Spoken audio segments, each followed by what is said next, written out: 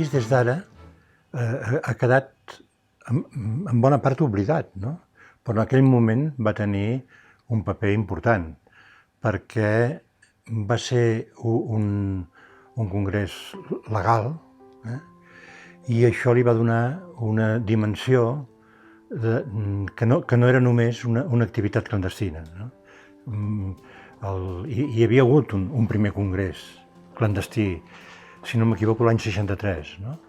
Que van presidir conjuntament el doctor Rubió i l'abat Escarré. I allí van participar no sé quant, 200 persones o així. Va durar 2 dies i va ser important com a projecte,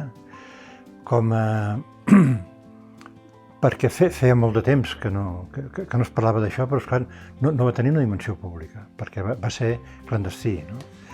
I sí que havia deixat un record en els que hi havien participat i a gent pròxima, perquè alhora hi havia hagut l'Assemblea d'Intel·lectuals de Montserrat i que hi van participar gent molt de primera fila, des del Miró, el Tàpies.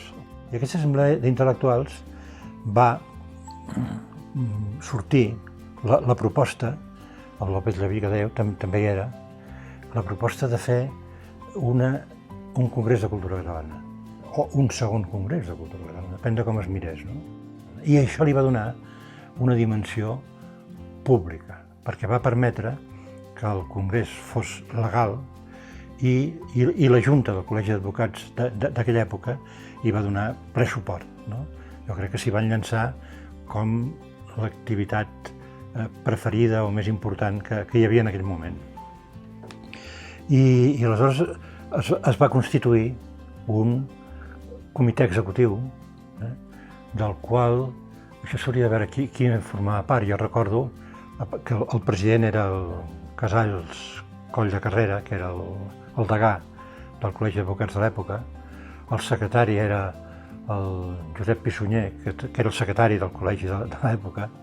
I després hi havia el Josep Maria Castellet, recordo, em sembla que hi havia el Rafael Ribó, hi era jo, i la Segimon Serrallonga, Jaume Fuster, Biel Mesquida, que ara és un escriptor consagrat, perquè aleshores era un noiet molt jove que venia de Mallorca.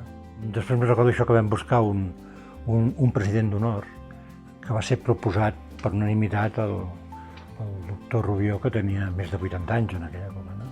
Però que estava encara molt bé de cap. Aquí, en aquell moment, es va poder reivindicar d'una manera clara la presència del català.